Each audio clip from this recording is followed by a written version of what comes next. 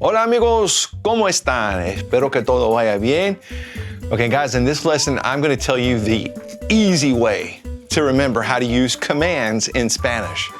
Now, if you've ever tried to learn commands in Spanish, mandatos, then you may have already encountered websites that have a whole lot of different rules. It says for the tú forms you do this, and for the negative tú form you do that, and so on and so on. It just seems like there's a lot of rules, and it can be tough to keep them all straight, especially if you're a native English speaker, because our commands in English are super simple. I mean, the verb eat it's eat.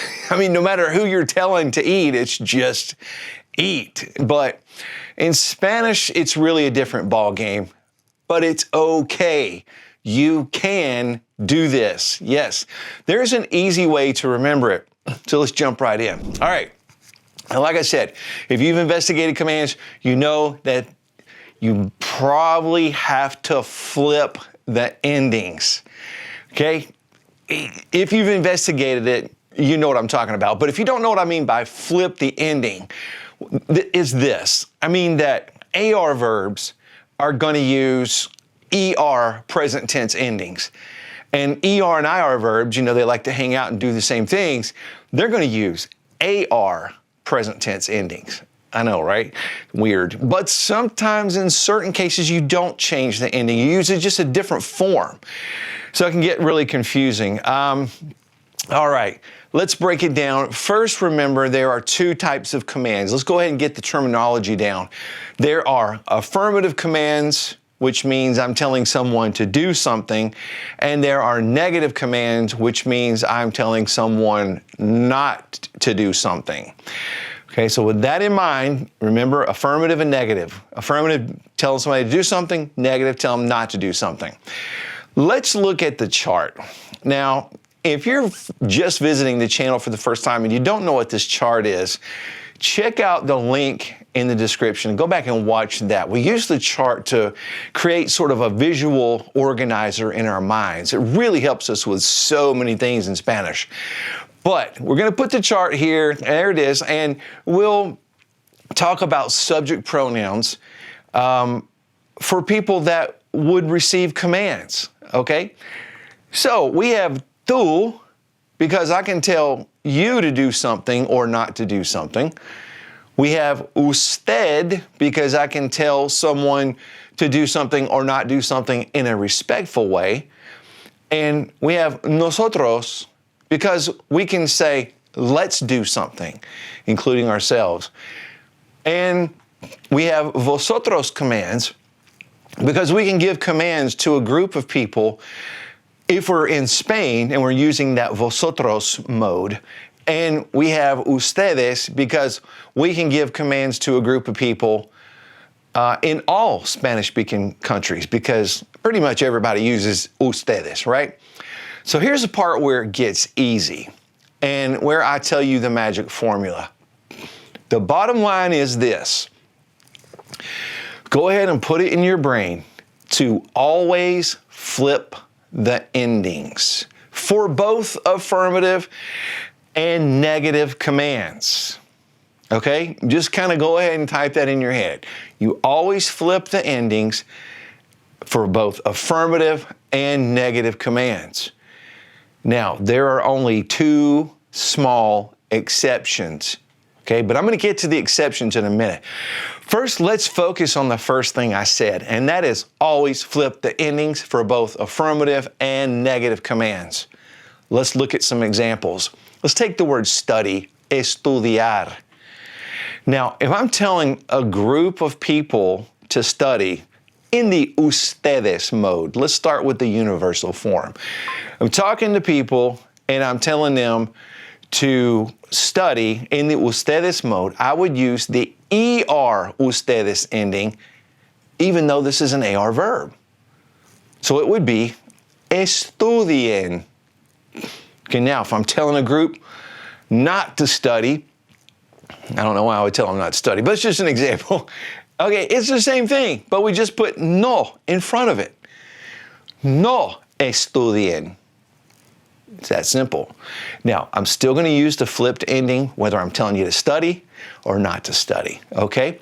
Now, let's look at an ER verb. Let's put that verb eat, comer, up. We talked about that just a minute ago.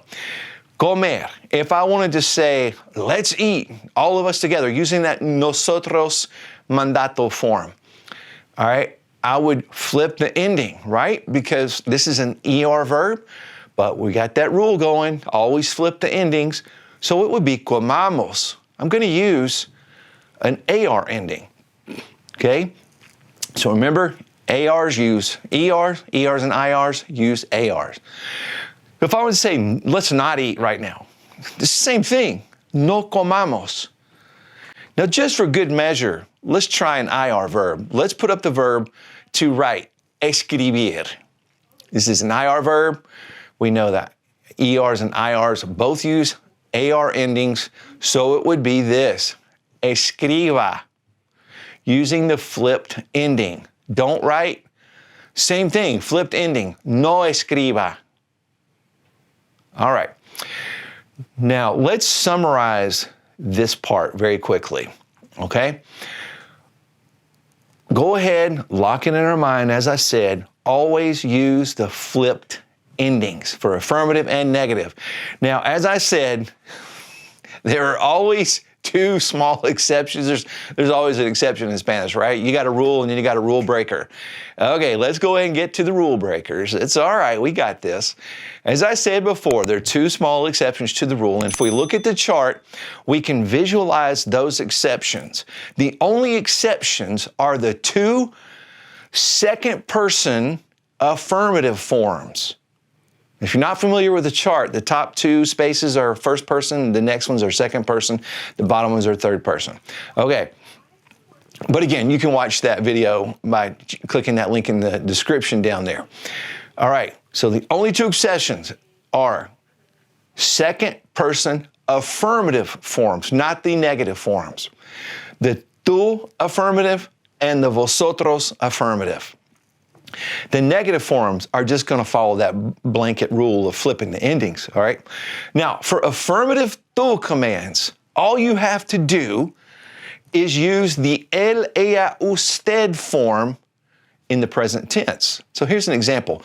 If I were talking to you, my friend, because you are my friend, mi amigo, I wanted to say work, let's go. I would just say trabaja. Yeah, I don't flip the ending. Remember, this is the exception to the rule. I just use the él, ella, usted present tense form. That's it, okay? So just kind of think down a space and use that él, ella, usted for the tú affirmative. And now, but look, if I were going to say, don't work, I'm going to follow the blanket rule. Keep the rule, flip the ending. So it will be no trabajes. No trabajes. Following the rule. Remember, the negatives are not within the exception to the rule. They follow the rule of flipping the endings. Now, for the affirmative vosotros form, we're typically going to add a D, right? It's a little different there, but that's okay. We got this. So if you're going to Spain, just go ahead and lock this one in. You got it. So at the end of the verb, we're just going to add a D, okay? But don't flip the ending.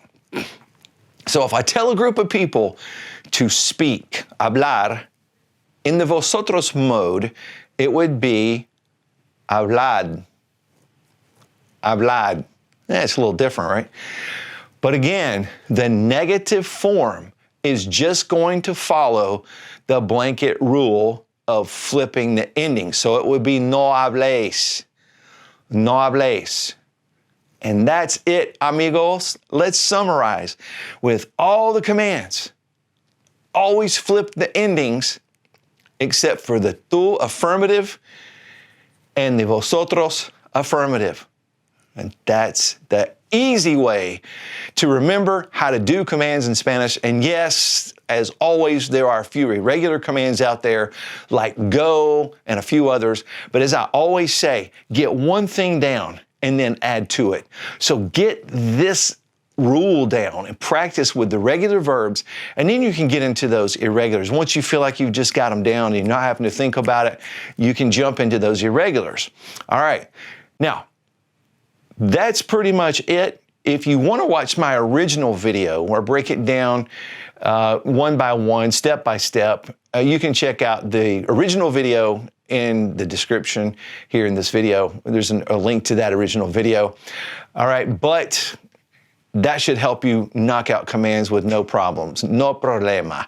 If you have any other helpful hints, please leave them in the comments because I would love to read them, and I know our Spanish language learners out there would love to read them too. Okay, I'll see you soon, amigos, and I wish for you and all your family and friends paz y bendiciones.